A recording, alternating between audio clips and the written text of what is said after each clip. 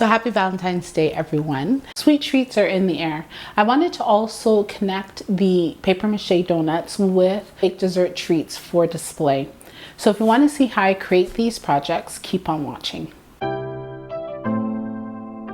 This week, guys, I wanted to show you how to create some paper mache floaties. And these cups were from last year. At the end, we'll link them so that you're able to make your little kisses, your little lip kiss on your cups. So there's two, one that's glass and one that is solid. Now, if you want to get cute glasses, you can go to a thrift store and get like antique looking glasses. I was going to do that, but I figured I'd use these two up just to show you. The other thing that we're going to use is our paper mache balls, because you don't want to be filling that all up with spackle. So instead, take your paper mache balls and put them at the bottom. And you can also make smaller paper mache balls. For the ones that are here at the top, I'm going to fill that up with cardboard. The other one, we're going to put whipped cream, and so we want to paint in the inside here. So let's start off with this cup, the solid one, which is more easy. Now, in Canada, this spackle, which they said is one of the better ones to use, is, I think it was $10.